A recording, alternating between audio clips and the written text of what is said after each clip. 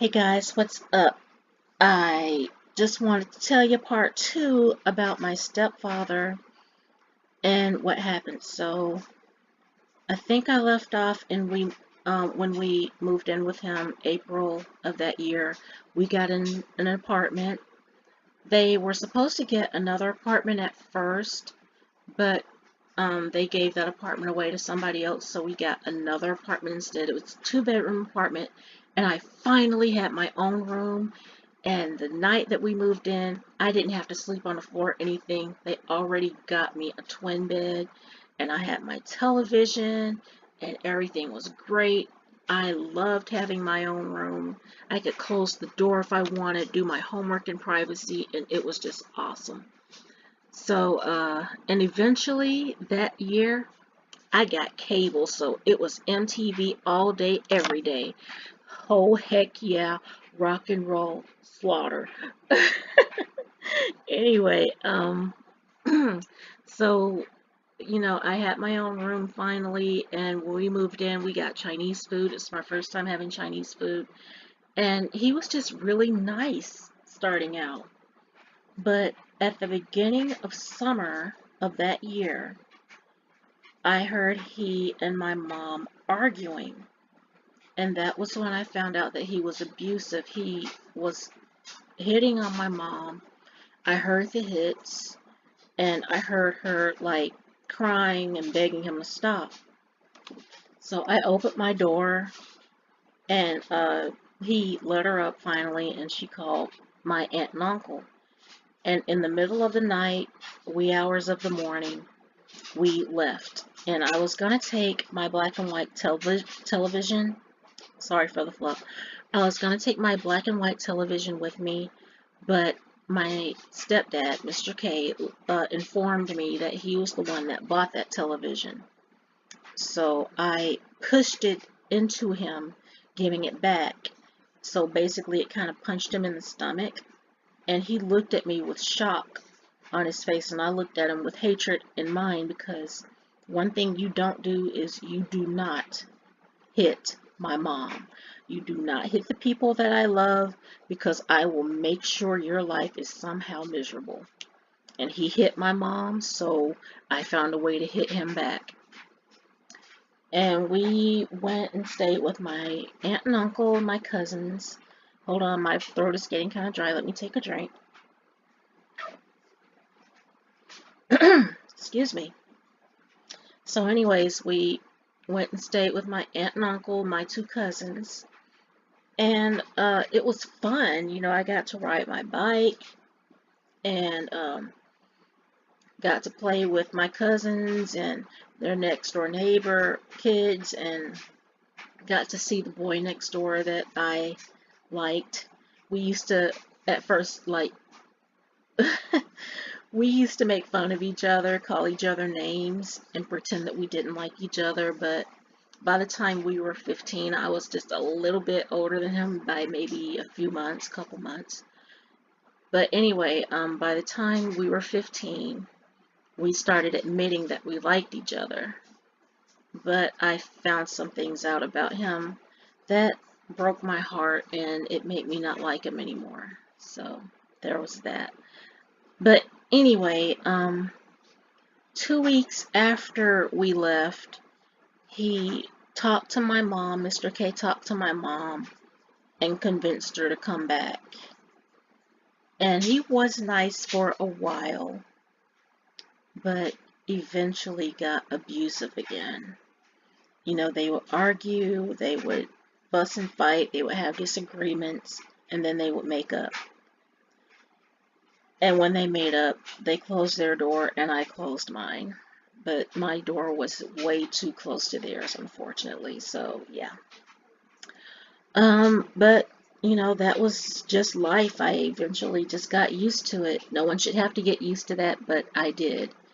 And we stayed in that apartment for like 7 years. They got married in 1993.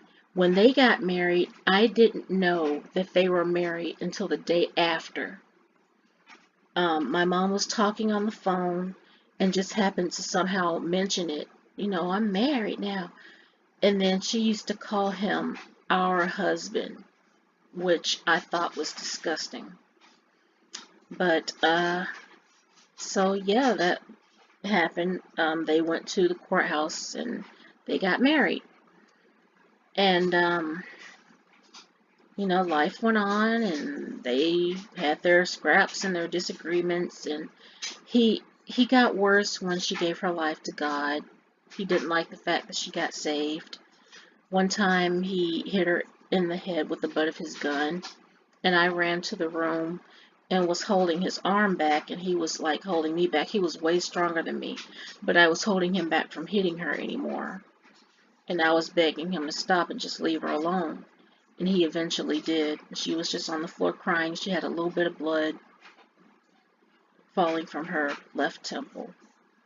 I'll never forget that. And, one night around 95 or so, I can't remember when it was, I was in bed and my door was closed because they were arguing again, and I don't know how he heard me because he was yelling, I was whispering, and my door was closed like I said. And I said, why don't you just leave her the hell alone? And he slammed my door open and challenged me to fight him and told me if I want to kick his ass to jump up.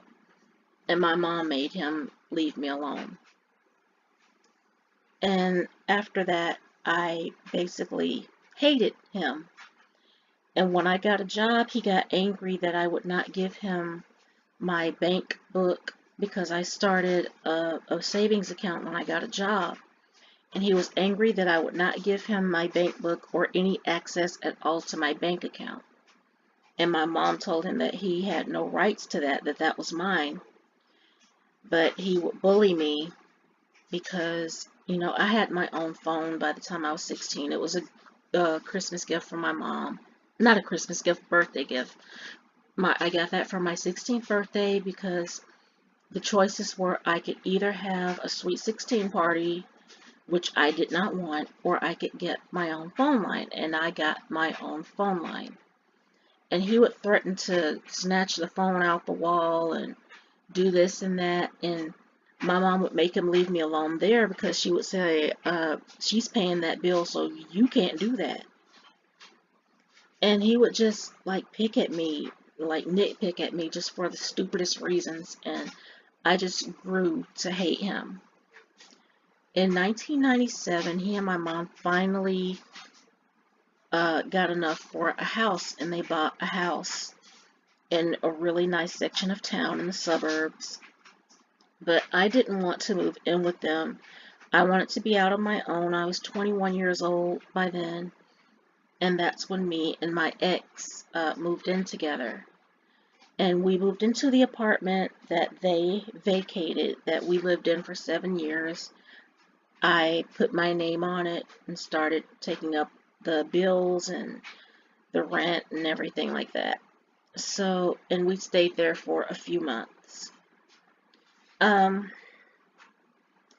When I stupidly went to Florida with my ex and his sister and brother-in-law, I started getting homesick for reasons that I won't say here.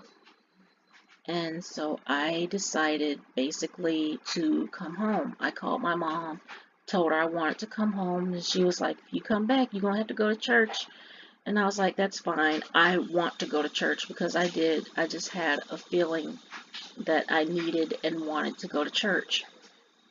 So I moved back home. I came back on a Greyhound bus. And after I found out that Tim Kelly passed away, I found out that I was pregnant, and it was a few days after. So I associate my first child, both of my kids actually, with Tim Kelly.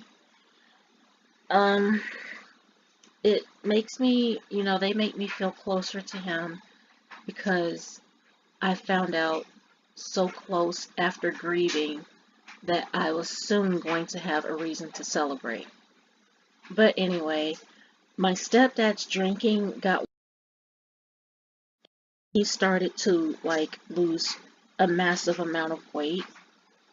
He used to drink Thunderbird every single day. That is not an exaggeration. Every day he drank Thunderbird. Every day. Every day. And he developed diabetes. And then he, excuse me, and then he got cirrhosis of liver. And eventually the cirrhosis got so bad that it actually canceled out the diabetes.